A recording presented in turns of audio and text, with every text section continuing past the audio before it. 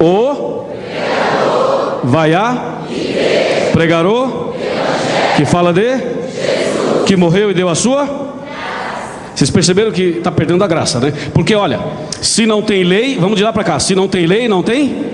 Está fraco. Se não tem lei, não tem? Se não tem pecado, anula? Se anula a graça, Cristo morreu em? É aí que o Satanás quer chegar. É aqui, ele quer mexer em Jesus Cristo e fica enganando o povo ao dizer assim: não, sou salvo pela graça, mas a lei foi abolida. Isso é um argumento errado, é antibíblico, está errado. Por quê? Se não tem lei, não tem pecado. Se não tem pecado, anula a graça. Se anula a graça, Cristo morreu em vão. O inimigo quer mexer no sacrifício de Jesus. A ira dele é contra Jesus. Você sabe disso. O grande conflito entre o bem e o mal é justamente a ira do inimigo contra Jesus. Mas para atingir diretamente Jesus, ele mexe na lei, porque mexeu na lei lá, mexeu na questão do pecado, e mexeu na questão da graça, e mexe na questão de Jesus. Está ficando claro ou não? Infelizmente, o nome mais bonito, que é Jesus, vai sair para continuarmos o estudo. Vamos lá, meus irmãos. O pecador. Vocês desanimaram?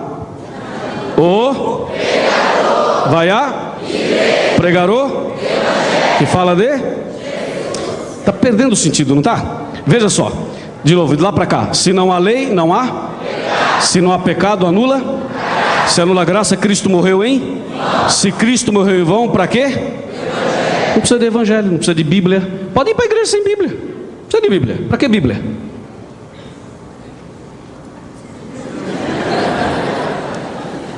Para que evangelho? Não precisa de evangelho. A gente põe aí um vídeo, entendeu? Vamos botar um vídeo, um som. Vamos dar uma dançadinha em nome de Jesus. Para que Bíblia?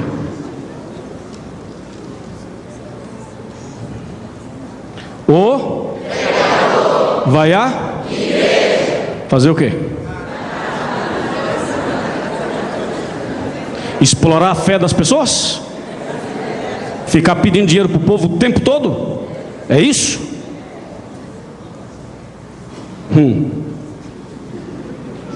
Chega mais perto. Isso é bíblico. E isso é sério. Tem muitos pregadores que prestarão contas a Deus, porque tem uma igreja em mãos e não ensinam a verdade para as pessoas. Ficam com outras intenções, tem outros objetivos. Isso é gravíssimo. Presta atenção. E se você está entendendo essa mensagem, deixa Cristo entrar no teu coração. Amém? Vamos continuar. O vai a fazer o quê? Vamos de novo aqui, ó. Se não tem lei, não tem? Vamos, minha gente. Se não tem lei, não tem? Se não tem pecado, anula? Se anula a graça, Cristo morreu em? Se Cristo morreu em vão, para quê? Evangelho. E se não há necessidade de evangelho, para quê? Para que igreja? Para que igreja? Precisa de igreja? Ah não, fica em casa mesmo, entendeu? Não precisa de igreja. Não há necessidade de igreja. Onde é que está a base? Mexeram na lei.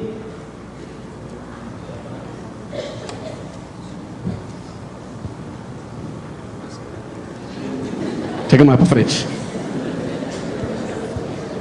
Qual o seu nome? Dilermano. Dilermano. Tudo bem? Tudo ótimo.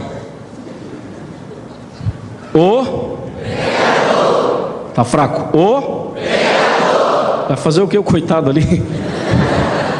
Né, Dilermano? Fazer o que? Você e eu, né? Porque você. O que o pregador vai fazer? Aí complicou tudo, entendeu? E a igreja, irmãos, está virando outra coisa menos igreja. Isso nos preocupa, a nós pastores e aos cristãos, servos de Deus. Veja o que acontece. Se não tem lei, vamos lá, se não tem lei, não tem? Se não tem pecado, anula? Se anula a graça, Cristo morreu, hein? Se Cristo morreu em vão, para quê? E se não precisa de evangelho, para quê? E se não há necessidade de igreja, para quê? Pregador. Para quê pregador?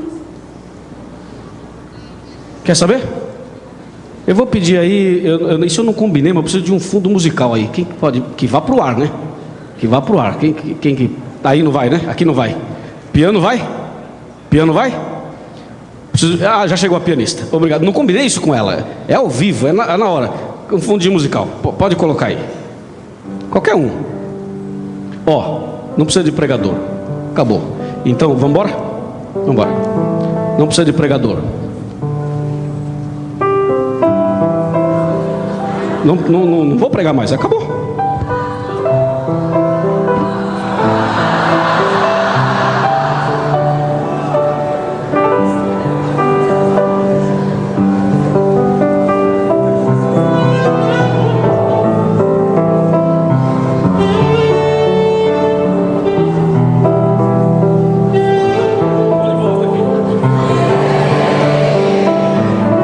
Sabe por que eu voltei?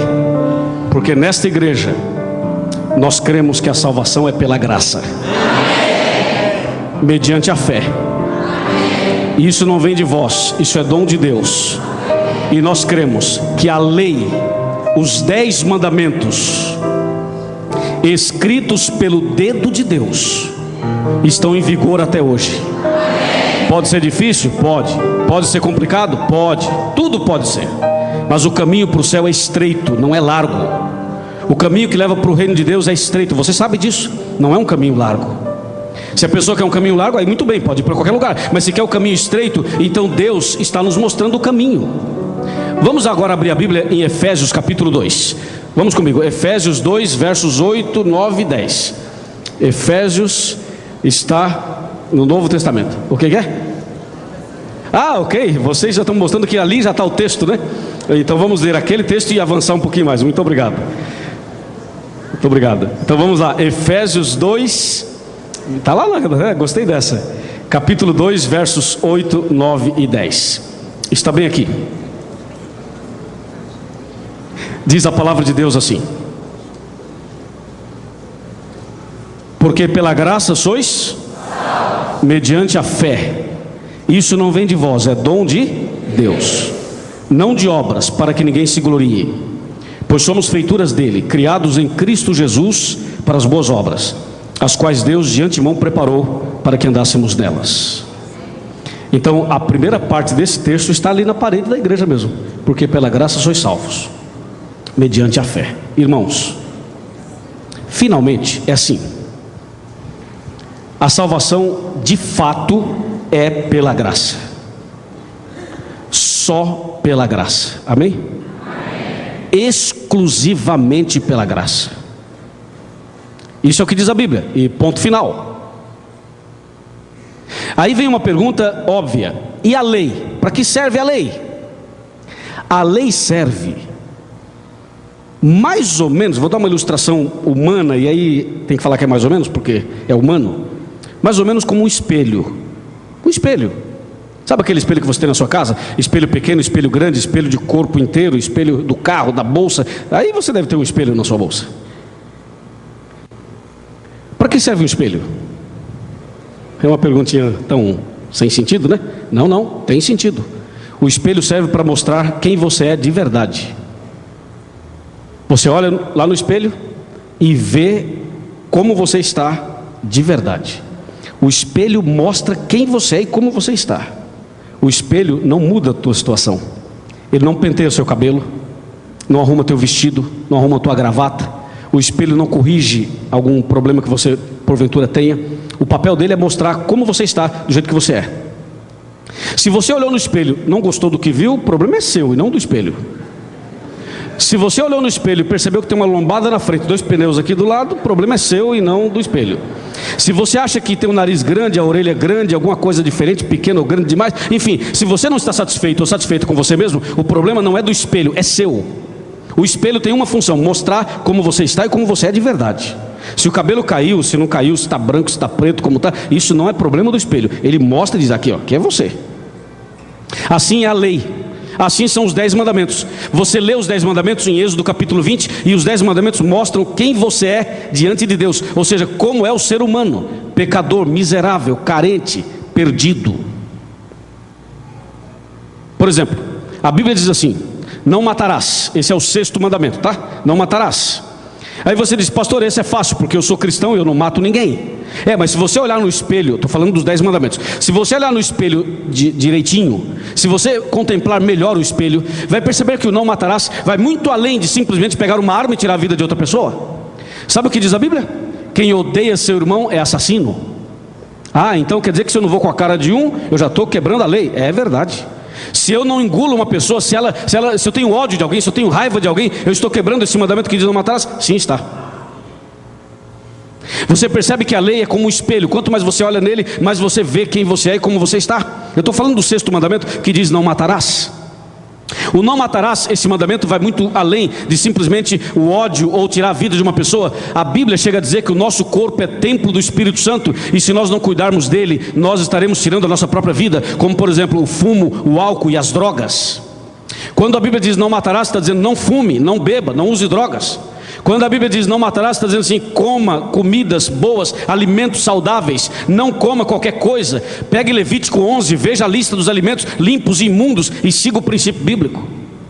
Aí alguém de forma rebelde e irresponsável diz assim: pastor, mas o que entra pela boca não contamina, e sim tudo que sai. Eu como de tudo. Ok, você pode até pensar assim, você tem liberdade para pensar assim, mas a verdade é que Jesus ensinou como devemos nos alimentar. E Jesus, quando falou esse texto, não estava falando de comida exatamente, de alimento exatamente. Eu estou falando do não matarás. Eu poderia falar do não adulterarás, poderia falar do honra teu pai e tua mãe, poderia falar do não farás para ti imagens e esculturas, eu poderia falar do sábado, eu poderia falar de qualquer um dos 10 mandamentos, porque o sábado é o 4º mandamento.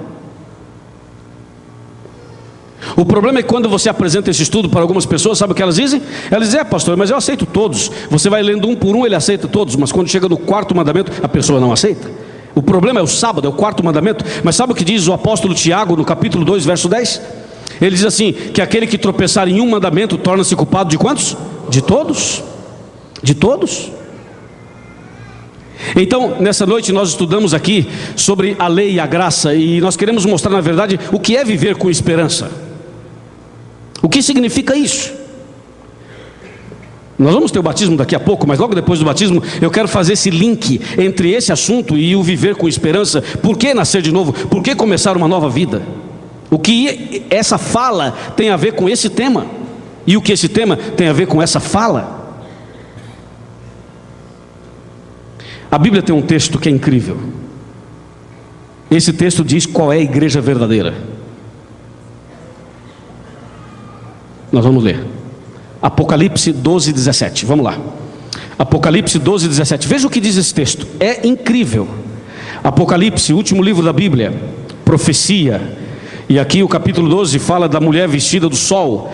E o verso 17 tem uma mensagem clara sobre o povo de Deus, a igreja certa, o caminho certo. Apocalipse 12, 17, diz assim: irou-se o dragão contra a mulher e foi pelejar com os restantes da sua descendência, os que guardam os mandamentos de Deus e têm o testemunho de Jesus. Viu isso? Está em Apocalipse, último livro da Bíblia. Vamos dar mais uma olhadinha. Irou-se o dragão. Para um pouquinho, senhores, olhe para cá. Quem é o dragão em Apocalipse? É Satanás. Irou-se o dragão contra a mulher. Que mulher é essa? Quem é a mulher na profecia bíblica? É a igreja. Então irou-se o dragão contra a mulher, quer dizer, irou-se Satanás contra a igreja. Qual igreja? O verso responde: aqueles que guardam os mandamentos de Deus e têm o testemunho de Jesus. Percebeu? A ira de Satanás é contra aquele que guarda os mandamentos. Por que Satanás está irado contra esse povo? Eu vou explicar por quê. É porque a base está aí. Os mandamentos, irmãos, não estão aí para salvar. Você já viu, a salvação é pela graça. Nós adventistas acreditamos que a salvação é pela graça. Mas presta atenção, quem é salvo de alguma coisa, é salvo do pecado. E o que é pecado? O espelho me mostra: pecado é transgressão da lei. Então a lei de Deus, ao estar diante de mim, ela mostra quem eu sou, como eu estou. E eu digo: querido Deus, eu estou perdido. Então nesse momento eu caio de joelhos e agora eu percebo que estou perdido, porque a lei me diz isso, isso, isso, e eu não estou obedecendo. Querido Deus, eu estou perdido, me ajuda. E aí você vai a Deus em nome de Jesus. E quando você vai a Deus em nome de Jesus, aí sim a graça de Deus te alcança e te salva. A gente guarda a lei. Você guarda a lei. Eu guardo a lei. Alguém, qualquer pessoa deve guardar a lei, não para ser salvo, mas porque foi salvo.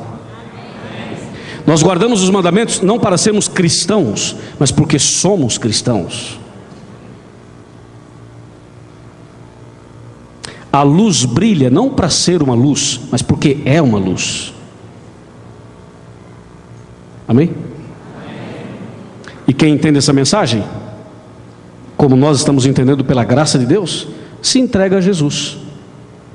Como nessa noite, algumas pessoas estão se entregando a Jesus, porque perceberam que a salvação é pela graça. Nós temos aqui um momento especial de batismo. Nós teremos aqui o batismo do Gésio Fernandes e do Moisés Rodrigues. O Gésio Fernandes, ele vem da igreja central aqui de Vitória, e o Moisés Rodrigues é do Maranhão e frequenta a igreja José de Anchieta.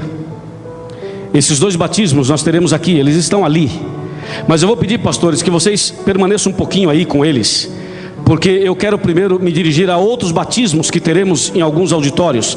Então eu quero primeiro me dirigir aos auditórios e depois ao batismo daqui. Nós temos, por exemplo, a Miriam Pellegrini. Miriam, espero que você já esteja dentro do batistério, na igreja de São Domingos do Norte. Pastor Alan Jones está com você, Miriam. Seja bem-vinda de volta à igreja, Miriam. Você se afastou um tempo, mas voltou. A graça de Deus te alcançou. Também nesse momento está entrando no batistério a Edna Souza e a Viviane Santos. Eles são de São Mateus, e o pastor Marcelo de Oliveira está com elas dentro do batistério. Pastor Marcelo de Oliveira, você vai batizar a Edna e a Viviane. Pastor Alan Jones, você vai batizar a Miriam. Então nesse instante, querida Miriam, querida Edna e querida Viviane, conforme a decisão que vocês fizeram, para o perdão dos seus pecados, para que os nomes de vocês sejam confirmados no livro da vida, para que a graça de Deus os alcance para sempre, para que vocês possam obedecer à lei de Deus pela graça de Deus. Os pastores, como ministros do Evangelho, seguindo a ordem do Mestre Jesus, eles se batizam em nome do Pai, do Filho e do Espírito Santo. Amém. Amém. Parabéns. Parabéns a essas 3 pessoas que foram batizadas em São Mateus e também em São Domingos do Norte. E não termina não acabou não. Quer ver? É aqui agora com você, Moisés. Levanta a mão aí, Moisés. Esse é o Moisés. E ao seu lado está o Gésio Fernandes. O Gésio está acompanhado da sua esposa Edeilda, né? A esposa está aí. Os amigos evangélicos também vieram. Sejam todos bem-vindos. Sua neta Juliane, sejam bem-vindos. E os amigos do Moisés estão na igreja José de Anchieta, não é isso? Querido Moisés e querido Gésio. Os pastores Paulo,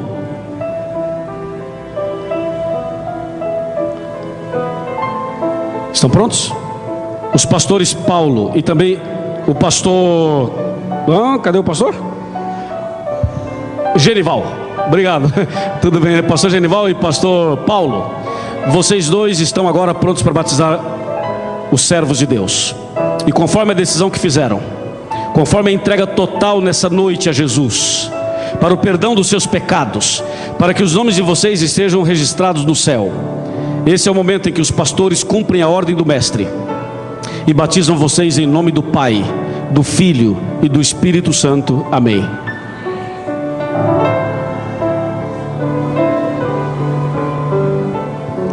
Amém. Vamos dar uma saudação para eles e para as irmãs que foram batizadas também nas igrejas. Vamos mostrar a nossa saudação para as irmãs, os irmãos e todos que foram batizados nessa noite. Parabéns. Parabéns. Deus seja louvado.